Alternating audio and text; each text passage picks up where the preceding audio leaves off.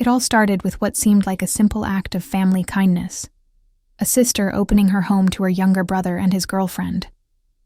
But as Judge Judy would later say, no good deed goes unpunished. What began as a temporary arrangement between two young couples turned into a tangled mess of misunderstandings, hurt feelings, and unpaid rent. The story of Amanda, Todd, Brandon, and Nicole is a modern tale about responsibility, trust, and what happens when family and finances collide under one roof. Amanda was 24 years old, a hard-working front desk representative at a hotel, married to Todd, a heavy equipment operator. Together, they were raising two small children, 3-year-old Madeline and 10-month-old Ileana. Life wasn't easy, but they were making it work. Between Amanda's shifts at the hotel and Todd's long hours on construction sites, their little family managed to keep the bills paid and the household running. They had love, they had structure, and they had a plan for their future.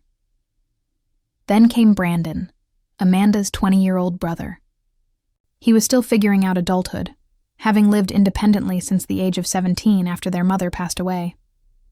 His girlfriend, Nicole, also 20, worked as a cashier at Buffalo Wild Wings. They were young, in love, and trying to build a life together.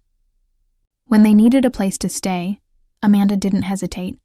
She invited them to move in. After all, that's what family does. At first, things seemed fine. The plan was for all 4 of them to rent a bigger house together.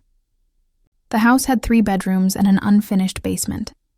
Amanda and Todd would take one room, their 2 children would share another, and Brandon and Nicole would have the 3rd bedroom. Simple enough, at least that's how Amanda saw it. But as Judge Judy later discovered, that simple plan quickly unraveled.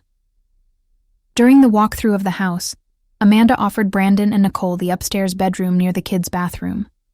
But Brandon declined. He said he wanted peace and quiet, a space away from the noise of toddlers. So he and Nicole chose the unfinished basement room. It wasn't glamorous, but Amanda says they agreed to it willingly. It was their choice.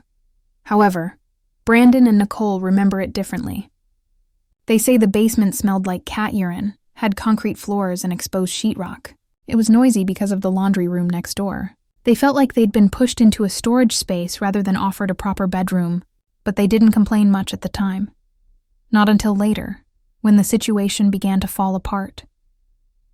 The tension in the house grew quickly.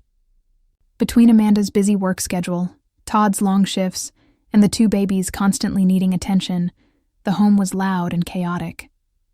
Nicole, who was pregnant at the time, started feeling overwhelmed. She said she couldn't visit her parents freely, that she had to sneak off to see them. She felt judged, lectured, and unsupported. Eventually, she and Brandon decided they'd had enough. They packed up and moved back in with Nicole's parents in Minnesota, where they could stay rent-free. Amanda and Todd, on the other hand, were left holding the bag. They had signed the lease for the entire property, counting on Brandon and Nicole to pay their share of the rent, $500 a month. When the younger couple left, the financial burden doubled overnight. The rent had been increased specifically to accommodate all 4 of them.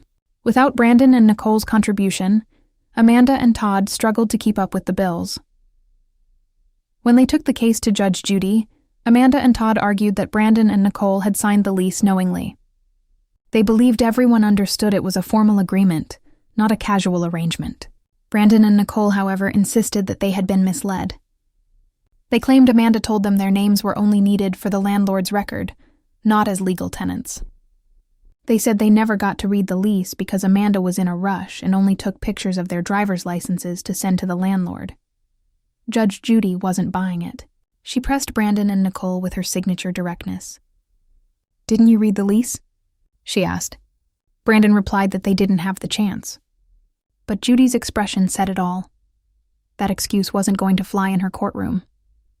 She pointed out that if they were old enough to move in with a partner and have a baby on the way, they were certainly old enough to read what they were signing. When Amanda explained how the move to the bigger house was only possible because Brandon and Nicole agreed to share the costs, Judge Judy nodded in understanding. It was clear. Amanda and Todd had acted in good faith, and Brandon and Nicole's decision to leave had left them financially stranded. Nicole's emotional reasons, feeling judged, wanting her mother's support during pregnancy, may have been sympathetic, but they didn't excuse breaking a lease. As Judge Judy bluntly put it, "We didn't make you pregnant. That's not a reason to break your lease." She saw right through the emotional fog and zeroed in on the facts. The younger couple had a legal obligation, and they walked away from it. Brandon and Nicole tried to counter by saying they had text messages proving Amanda wanted them gone, but Judge Judy wasn't impressed.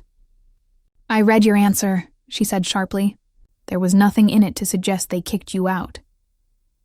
To her, it was clear they left on their own. The couple's story about being forced out didn't match their actions. They'd left willingly to live somewhere rent-free, while Amanda and Todd were left to shoulder the costs. In the end, Judge Judy ruled in favor of Amanda and Todd. She awarded them $1,000, the equivalent of 2 months of unpaid rent. She told Amanda to either find a new roommate or learn to manage the expenses herself, noting that someone was already scheduled to move in the following February. Though the money didn't make up for all the frustration and broken trust, it validated Amanda's position. As the gavel fell, Amanda looked relieved. Todd, ever quiet and steady, nodded in agreement. Brandon and Nicole left the courtroom hand in hand, their heads low, perhaps realizing that being an adult means taking responsibility for your choices, even the uncomfortable ones. This case was about more than just unpaid rent. It was about family boundaries, accountability, and the growing pains of young adulthood. Amanda had tried to help her brother out of love, but in doing so, she became entangled in his inexperience. Brandon and Nicole had acted impulsively, without understanding the legal and financial weight of their decisions. Judge Judy's courtroom, as always, became the stage for a larger life lesson. Family and finances rarely mix smoothly. What starts as an act of generosity can quickly turn into resentment when expectations aren't clear. Love may forgive, but leases do not. In the end, Amanda and Todd kept the house, continued raising their kids, and learned to be more cautious about mixing family with business. Brandon and Nicole returned to Minnesota, saving money and planning for their own apartment, perhaps a little wiser about the responsibilities that come with independence. The story closed not with bitterness, but with reality, the kind Judge Judy delivers without sugarcoating. Life has rules, leases have consequences, and as she reminded both sides that day, being an adult means more than signing your name. It means standing by it.